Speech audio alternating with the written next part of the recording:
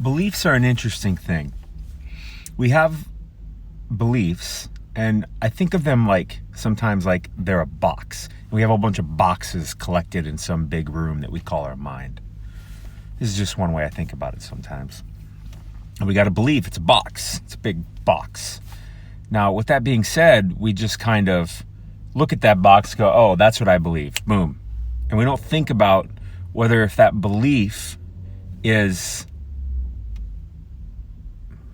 solid, is even in our best interest, is even accurate. And listen, I do this. Everybody does this. You do this. One of the most important things we can do is realize how fucking stupid each of us are. Really. It's not us, I guess. It's not what I mean. It's just that we live through a paradigm that is a ginormous set of beliefs. Almost every one of those beliefs can be improved to help us live a better life, as well as impact the world and everyone around us, and make everything better. Seriously. So belief, think like a box sitting in a room, like a warehouse, an infinite warehouse of your beliefs. So you got a belief of this thing. But what's interesting is when you actually walk up to a certain belief box, and if you ever open it up, because there's so many beliefs. So what are you going to do? Go in and open all of them? Some of these boxes, probably a lot of them, you'll open them and there's almost nothing in them. And actually, you look in there and there's things in there that you're like, that doesn't make any sense. That's what this belief is built on? Oh, I need to replace this belief. But that's work. We are lazy.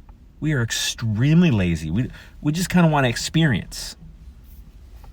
So, like for instance, something I mention a lot is I'm vegan, and I grew up somewhere where tons of cattle are raised. It's just a very normal.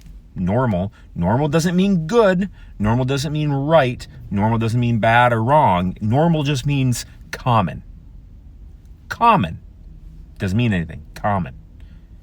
So where cattle and livestock and all this stuff, which are cows, they're animals, and pigs, which are animals, and chickens, which are animals, and lamb, which are baby animals, and sheep, which are animals, are raised, and people, we eat them, and we get very excited to eat them. And as I say that sounds kind of funny, doesn't it? I mean, it should. Because if I were sitting here talking about how, if I grew up in South Korea, there is a lot of places in South Korea where raising and eating dog is very common. And people get excited about eating dog. They have names for steaks of dogs, hamburger of dogs. Now, when I say that, you feel like, well, that's different. Is it really? I don't see how that's any different. But I'm saying is that we have these beliefs, these paradigms, these ways of looking at things, and we just do them because we're born basically blank babies. The world around us teaches us how to live. But what's interesting is that's what happens with all of us. And so everyone's doing the same thing, even if it's completely terrible. If someone were to just step back and objectively look at it and go, whoa.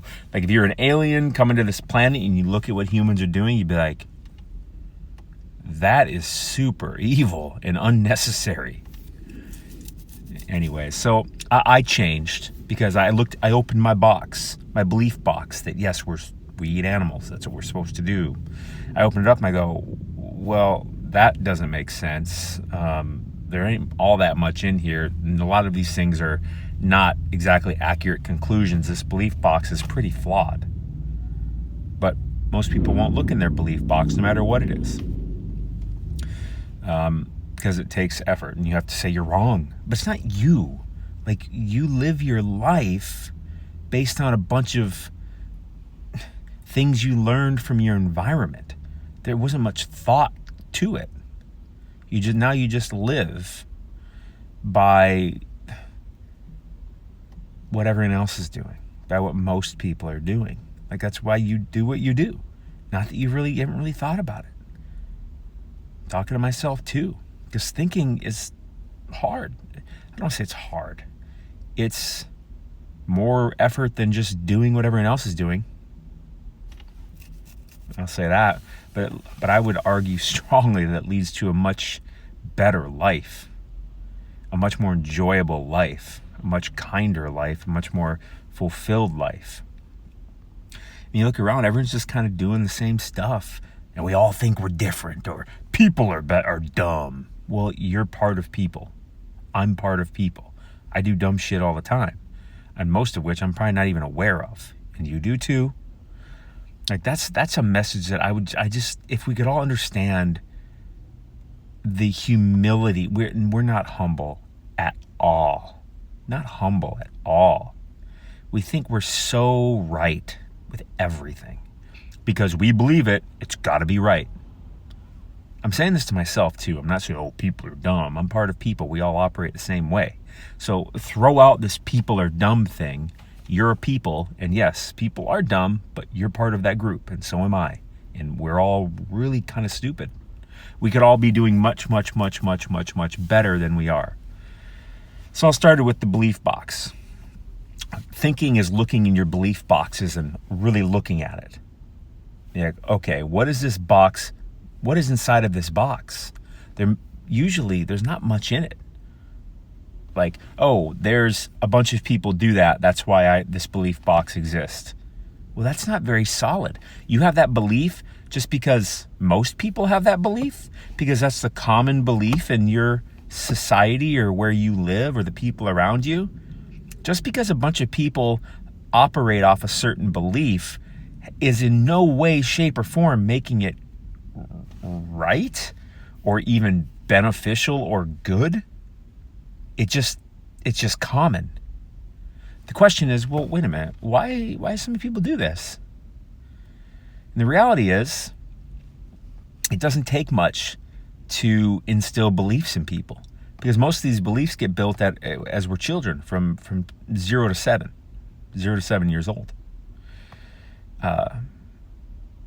And then we just kind of live like that, and we pick up things here or there, but our way of learning and incorporating beliefs into our life has already been subconsciously learned. We do it and we don't even know why we do it.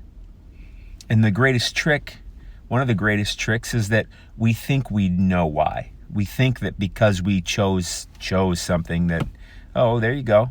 All right, it's right. Yep, I'm smart. We're operating just off of programs. I know it's heavy stuff. It's deep stuff. But it's worth it. Way more than worth it it's freedom to realize that you're operating off of a bunch of automatic programs that were put in you by society and the other people around you.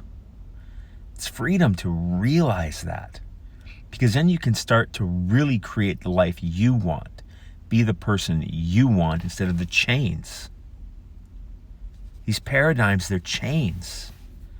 Like I said, I became a vegan because I realized, holy shit. I mean, literally all we're doing is killing animals. We don't need to eat them. As a matter of fact, more and more it shows how unhealthy it is to eat them. And I've met them. They're kind. I've watched them play. I've watched them love each other. No different than dogs, no different than us. And that's when I looked at my belief box, I said, goodbye. And I changed my belief. Oh, but I just love food. How did you decide what kind of food you like? Were you born coming out of the womb going, give me beef? Give me cow's milk? I think you might have come out going, give me mama milk, not another animal's milk. So where did all that come from? People around you. They just put it in you, and you developed a taste for it. You know, babies aren't born violent murderers. I mean, fine. Maybe some are born with literally like a broken limbic system in their brain and it makes them a psychopath, maybe. But that's not, I'd say by far most people develop a taste for violence. They develop a taste for violence. They end up liking it, or it becomes normal for them. And abuse and stealing, like you develop tastes for stuff. You develop taste for food because we all got to eat. And if you're born and the people around you feed you a vegan diet, which is much more than just raw broccoli, much more, so much so it's hard to even explain, because you only have the experience you have, and odds are if you live here in America or most places of the world, you don't have much experience with a non-animal dominant diet. But the reason you get information from like, yes, eat beef, eat pork, yes, bacon, which is a very loving, nice pig, drink milk, that's a long video, no one's probably even watching at this point, but I'm saying this for myself at least, so I can kind of get this message out and get used to saying it more clearly. Like, I